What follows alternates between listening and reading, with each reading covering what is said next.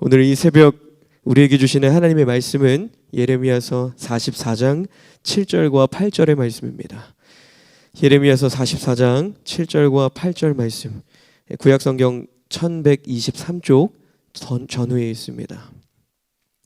1123쪽 전후에 있습니다. 제가 봉독하겠습니다. 만군의 하나님 이스라엘의 하나님 여호와께서 이와 같이 말씀하셨느니라.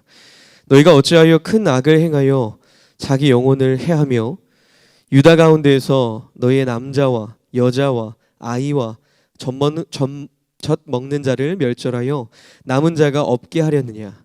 어찌하여 너희가 너희 손이 만든 것으로 나의 노여움을 일으켜 너희가 가서 머물러 사는 애굽 땅에서 다른 신들에게 분향함으로 끊어버림을 당하여 세계 여러 나라 가운데서 저주와 수치거리가 되고자 하느냐. 아멘. 네, 오늘도 이 새벽 기도의 자리로 나오신 여러분 한 분 한 분에게 하나님의 세밀한 음성이 들려지는 은혜가 있으시길 주님의 이름으로 간절히 소망합니다. 아멘. 인간은 누구나 죄성을 가지고 있습니다. 죄성을. 저와 여러분은 아담과 하와로부터 계속해서 내려오는 그 원죄로 말미암아 우리가 마치 상처에 흉터가 남아 있듯이 우리에게 죄라는 인이 박혀서 우리에게 흉터로 남아 있는 겁니다. 물론 이 흉터가 시간이 지나면 아물기도 하죠. 딱지가 생겨서 아물기도 하지만 그래도 여전히 흉터는 남아 있어요. 근데 우리가 이 흉터 남아 있는 흉터를 보면서 우리의 죄된 우리를 매일매일 상고하게 되는 거죠. 아, 우리가 죄인이구나. 그런데 우리의 이런 죄성 때문에 우리가 알게 모르게 짓는 죄들도 있습니다. 다행히도 하나님께서는요, 우리가 지닌 이런 연약함을 너무나도 잘 알고 계십니다. 그래서 우리가 죄를 범했을 때 하나님은 그 죄에 대해서 우리를 바로바로 즉각적으로 심판하지 않으십니다. 그러니까 죄에 대해서 우리가 바로바로 심판을 받는다면 지금 무사할 분들이 누가 있겠습니까? 저도 마찬가지고요. 그러면 하나님께서 어떻게 하시죠? 계속해서 우리를 회개의 자리로 초청해 주시는 거예요. 회개의 자리로. 그곳에서 돌이켜라. 내가 얼마든지 너를 용서할 수 있으니까 나에게로 돌아와라. 너는 내 딸이고 내 아들이다. 내가 너를 용서할 수 있다. 계속해서 말씀하시는 거예요. 그런데 성경은요, 아니 하나님은요, 계획적으로 주도 면밀하게 악한 죄를 일부러 저지르는 사람들은 확실하게 구분해 버립니다. 이건 다른 문제예요. 우리가 부지불식간에 알게 모르게 짓는 죄들이 아니라 계획적으로 알고 있으면서도 반복적으로 죄를 짓는 이들은 하나님은 가만히 두지 않으세요. 하나님의 심판을 받도록 만들어 버리십니다. 오늘 읽은 본문에 나오는 유다가 바로 그런 부류의 사람이었어요. 계속해서 하나님 앞에서 악행을 이들이 저지릅니다. 그런데 이것은 우리가 알지 못하고 인식하지 못하는 순간에 짓는 죄가 아니라 어떤 죄라고요? 알면서도 반복적으로 계획적으로 짓는 죄였습니다.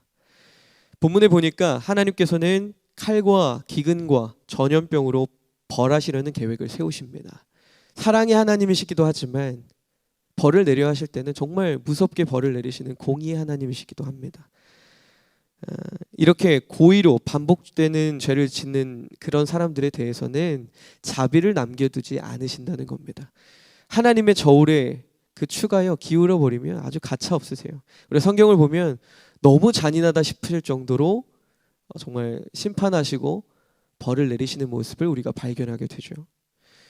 그렇기 때문에 우리는요, 우리도 모르게 짓는 죄들에 대해서 하나님께 정말 간절히 회개하면서 사함을 받아야 하는 거 맞습니다. 그런데 우리가 알게 모르게 짓는 죄와 계획해서 반복적으로 짓는 죄가 다르다고 했잖아요. 그럼 우리가 할 수 있는 건 오늘 이 새벽의 자리에 나와서 하나님, 내가 모르는 나의 죄를 주님 앞에 회개합니다. 그러나 내가 알고서도 반복되는 죄가 있다면 그것을 내가 마주하게 해주세요. 그것을 바라보게 해주세요.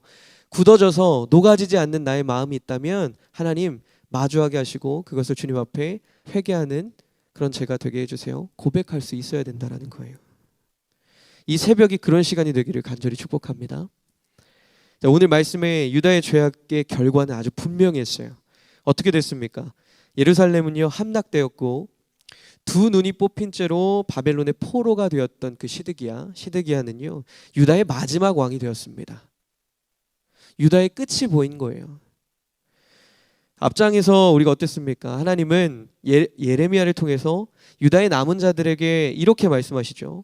어떻게 하라고요? 너희는 다른 곳으로 옮기지 말고 그 땅에 머무르면서 하나님의 도우심을 구해라 라고 얘기하죠. 어찌 보면 우리가 뭐 홍해 앞에 놓여진 이스라엘 백성들과도 같죠. 지금 당장 보이지 않지만 기다리라는 거예요. 내가 너를 도와주겠다는 겁니다. 당장 뒤에 따라오지만 내가 너를 도울 테니 머물러 있어라 이야기하는 거예요. 우리가 어려워하는 속성을 가지고 하나님은 우리를 시험할 때가 있잖아요. 기다리는 거. 그게 참 어려워요. 눈에 보이지 않으니까요. 당장은. 죄도 마찬가지예요. 눈에 보이지 않으니까. 우리가 당장 죄 지은 것들이 우리에게 즉각적으로 심판되지 않으니까. 우리의 이런 연약함이 두 가지 양상을 띠는 거예요. 기다리지 못하게 하는 거, 죄를 짓게 하는 거. 이들이 어떻게 합니까? 그 예레미야의 예언의 말씀을 들었음에도 불구하고 자기들의 생각이 옳아 보이고 안전해 보이는 어디로요? 애굽으로 다 이주해 버리지 않았습니까? 하나님의 말씀을요 아주 거침없이 거역해 버립니다. 하나님께서 이런 이스라엘을 보시면서 오늘 말씀하시는 거예요. 그게 1절부터 시작되는 말씀입니다. 1절에 보면 여러 지역들이 나와 있어요. 믹돌, 어제 살펴봤던 다바네스, 놉과 바드로스 지방이라고 나와 있는데요. 이 모든 지역들은 애굽의 지역들입니다. 이 애굽의 지역에 유다 사람들이 흩어져서 사는 거예요. 차라리 그들이 두려워서 도망을 갔지만 애굽이라는 곳으로 떠났지만 그것을 모여 살면서 기도했으면 차라리 나았을 거예요. 다 모여서 회개하면서 하나님 저희들 너무 연약해서 여기 왔지만 모여서 기도합니다. 이랬으면 낫을 거예요. 그런데 오늘 나와 있는 그 지명들이요 지도에서 보면 다 흩어져 있어요. 애굽 전역에. 어떤 한 지역에 사는 게 아니고 자기가 좋아 보이는 곳에 흩어져서 살았던 겁니다. 다 흩어져서. 그런데 유다의 남은 자들이 애굽의 동서남북에 광활하게 흩어져 있지만 하나님의 심판을요 결코 피할 수가 없었어요. 그들은요 예루살렘이 아닌 다른 곳으로 가서 하나님을 벗어나서 살 수 있을 거라 생각했지만 흩어져서 살 수 있을 거라 생각했지만 결국에는 하나님의 눈 아래 하나님의 시야 아래 있었다는 거예요. 자, 이 말이요 우리에게 은혜가 될 때도 있어요. 하나님의 시선 아래 시야 아래 하나님의 눈 아래 우리가 살아간다. 하나님의 보호 아래 살아간다는 말과도 같죠. 그런데 이 말을 우리가 거기서 만족하면 안 된다는 거예요. 하나님의 보호하심 가운데 있기도 하지만 어디 있든 하나님의 시선 안에 우리가 거한다는 겁니다. 피할 수 없다라는 거예요. 하나님은 사방에 흩어진 유다 사람들을 향해서요 즉각적으로 심판하기 앞서서 예레미야를 통해서 어떻게 해요? 기회를 주신다는 거예요. 아까 말씀드렸던 것처럼 다시 돌아와라. 다시 돌아와라. 근데 이들이 어떻게 합니까? 돌아오지 않습니다. 돌아오면 오늘 말씀이 이어지지 않았겠죠. 돌아오지 않아요. 그리고 심지어 이 애굽 지역에 들어가서 뭘 하기 시작합니까? 거기에 들어가서 흩어져서 자기들 멋대로 산 것도 모자라서 가서 하나님의 제일 싫어하는 걸 합니다. 뭘까요? 맞아요. 산당을 짓고 신당을 짓고 우상 숭배를 했다라는 거예요. 우상 숭배. 그런데 이 우상 숭배를 하기 위해서는 그들이 준비해야 될 과정이 있잖아요. 신당도 짓고 세우고 여러 가지 해야 되는데 오늘 말씀에 보니까 이미 그런 것들이 차려져 있다는 거예요. 지금 성경에 나와 있는 그 시기는 애굽으로 들어가서 초창기의 상태가 아니라 들어가고 나서 시간이 좀 흐른 거예요. 애굽에 들어가서 어느 정도 시간이 흐르고 그들의 문화에 익숙해지고 하나님이 점점 잊혀져 가고 자신들에게 도움이 될 것 같은 신을 이미 세워서 모으기 시작했다라는 겁니다. 이미 진행된 상태예요. 자, 여기서 뜻하는 게 무엇이었을까요? 하나님은요 참아주세요. 처음엔 많이 지켜보셨다는 거예요. 이젠 안 되겠다 싶으셨던 거죠.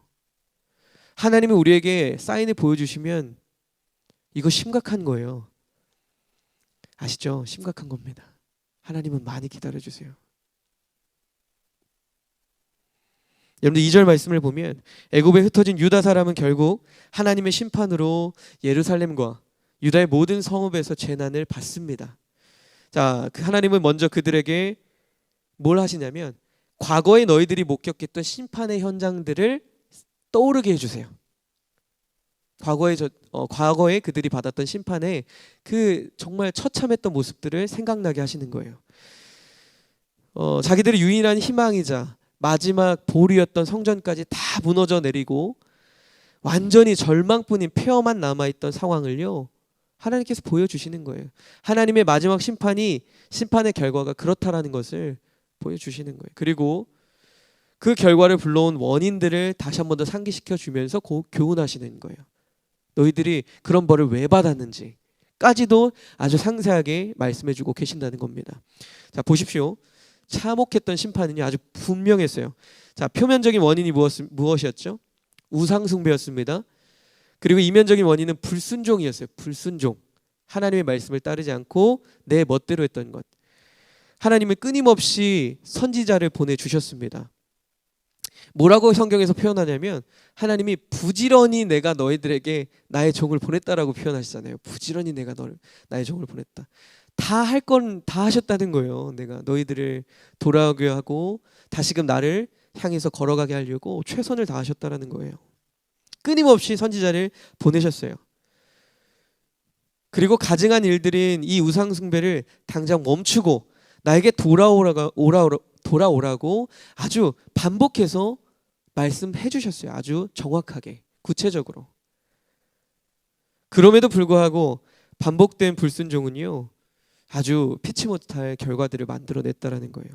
자, 6절에 보니까 하나님이 그 과거에 일어났던 심판의 결과를 다시 한 번 더 언급하시면서 이제는 너에게 임할 심판을, 자, 과거의 심판을 너희들이 봤다면 이제 내가 너에게 보여줄 심판의 7절부터 이야기하시는 거예요. 예레미야를 통해서 경고하신 하나님의 말씀을 불순종하고 애굽으로 이주한 이들의 삶의 모습, 이렇게 경고하시는 그 상황의 모습은 어땠다는 거예요? 예나 지금이나 너희들이 똑같았다라는 겁니다. 여전했다라는 거예요. 이스라엘에 살 때도 하나님이 가장 싫어했던 것이 우상숭배였는데 그 말씀을 어기고 떠나서 살아가는 이 백성들의 모습도 동일했다는 겁니다. 변화된 게 아무것도 없다는 거예요. 자, 애굽으로 이주한 지 시간이 얼마나 지났는지는 저희는 모르지만 사실 이스라엘도 자신의 나라가 없어지고 다른 나라에 기생하게 되면서 거기에 기생해서 사는 처지에 자신들의 신을 지킬 수 있는 힘이 없었을 수도 있어요. 내가 다른 나라에 정말 힘이 없이 살아야 되는데 그들의 문화를 따라야 될 수도 있죠. 하나님은 그 모든 것을 아셨다는 거예요. 연약함을 알고 계셨다는 겁니다. 그래서 예레미야를 통해서 이미 말씀하신 거예요. 너희는 내가 택한 나의 백성들이다.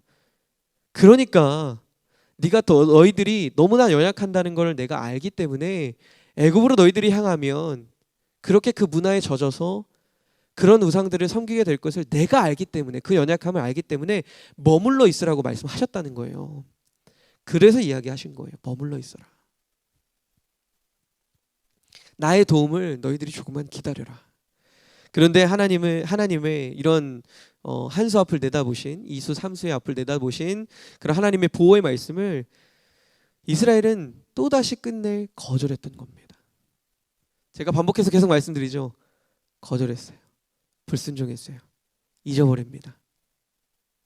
떠오르는 사람 없습니까? 성경의 인물이 생각나세요? 우리예요, 우리. 나입니다, 나. 과거 이스라엘 백성들 어땠습니까? 이미 금송아지와도 같은 그 우상숭배 때문에 참혹한 결과를 많이 경험했어요. 본래 이스라엘 백성들은요, 하나님이 어떤 이들로 택한 백성입니까? 열방의 빛으로 택한 백성이에요. 구원의 통로로 사용하기 위해서 택하신 백성입니다. 그런데 지금 그들의 모습을 보면 하나님이, 우리가 진행되는 오늘 14절의 말씀을 끝까지 가보면 뭐라고 이야기하세요? 장차에 미래에 수치거리밖에 되지 않을 거라고 오늘 본문이 이야기해요. 14절로 향하면 너희들 왜 수치가 되려고 하느냐? 그리고 이어서 심판의 도구와 그의 결과 또한 말씀하십니다. 아주 잔인한 이야기예요. 뭐라고 이야기하시냐면, 이게 오늘 우리에게도 찔림이 있었으면 좋겠어요. 칼과 기근과 전염병으로 인해서 저주와 놀램과 조롱과 수치의 대상으로 우리가 전락하고 살아남은 자들은 손에 꼽힐 정도로 적을 것이라고 하나님이 분명하게 말씀하십니다. 이런 하나님의 말씀은요, 하나님은 약속의 하나님이시잖아요. 심판도 반드시 하십니다. 그런데 여기서 보니까 보다 주목해야 될 표현이 있어요. 오늘 13절의 말씀인데, 내가 예루살렘을 벌한 것과 같이 애굽의 땅에 사는 자들이라고 표현되어 있어요. 이 부분이 무엇을 의미하냐면, 하나님의 심판은요, 결코 지리적인 제약이 있을 수 없다라는 거예요. 우리가 죄를 짓고, 삶의 자리에서 죄를 짓고 주님의 자리에 이 성전에 와서 죄를 고백합니다. 하나님께 찬양해요. 하나님 죄송합니다.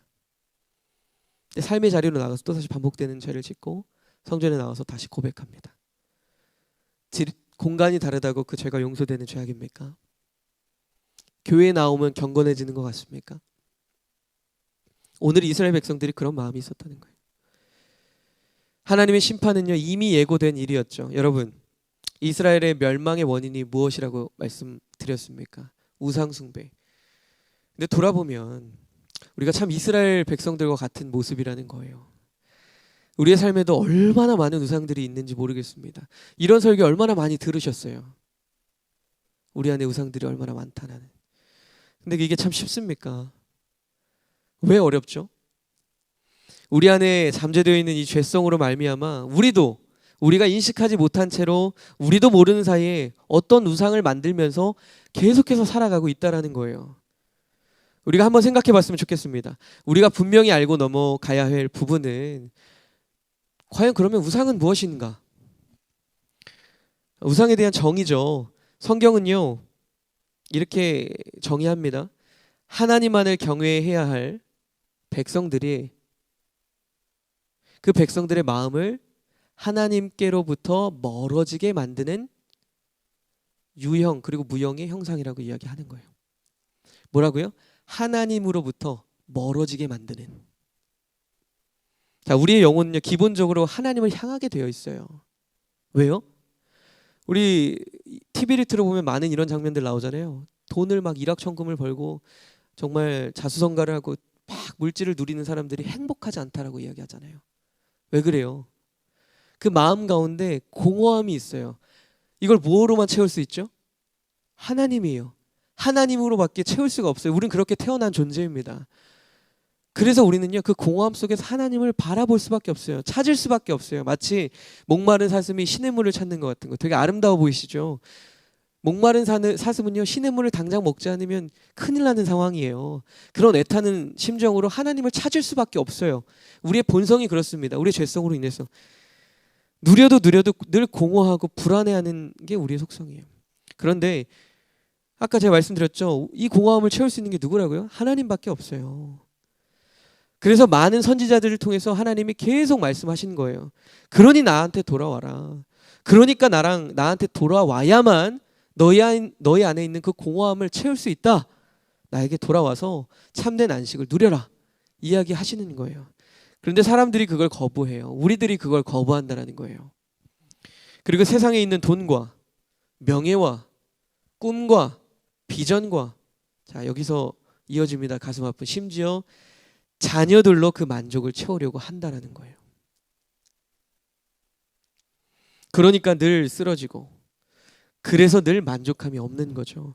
이것이 우리의 우상이 돼버릴 때가 많이 있다라는 거예요.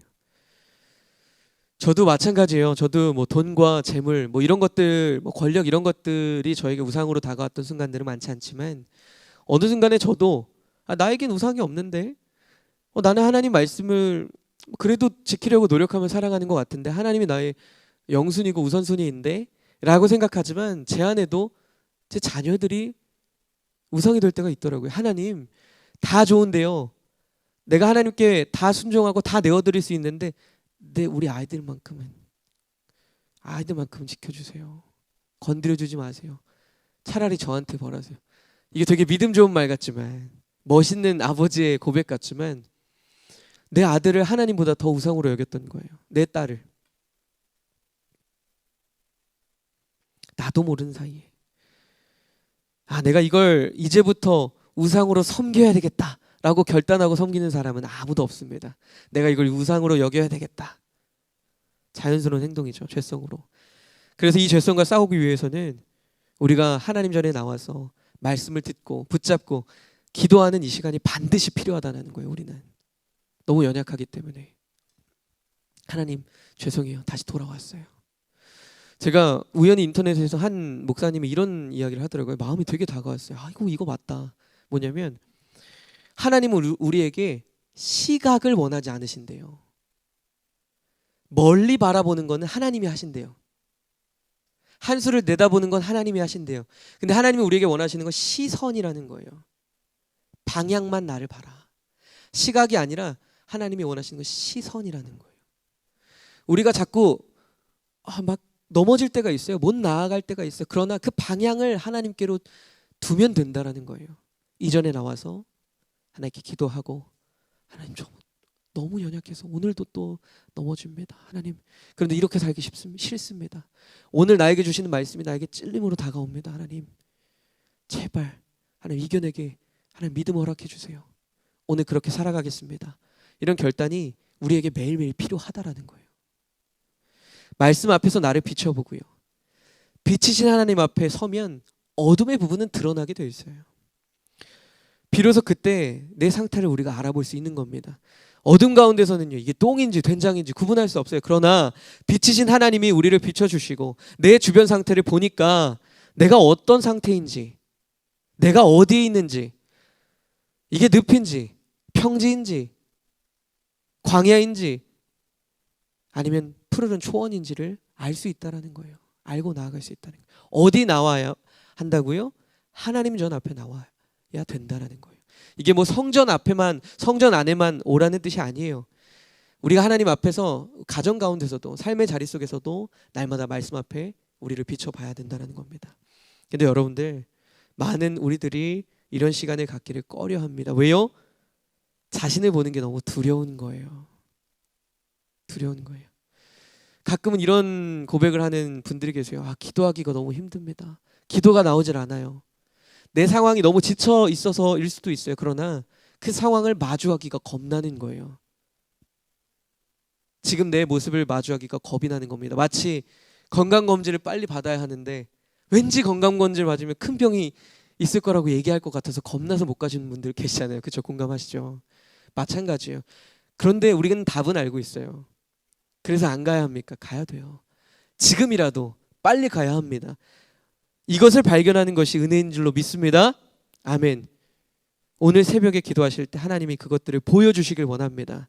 오늘 하루 하나님이 가장 싫어하시는 그 우상으로부터 우리가 멀어져서 더욱더 하나님과 가까워지는, 그래서 참 평안을 누리는, 공허해지는 그런 잠깐의 평화가 아니라 참 평안을 누리는 저와 여러분들이 되시길 주님의 이름으로 간절히 축원합니다.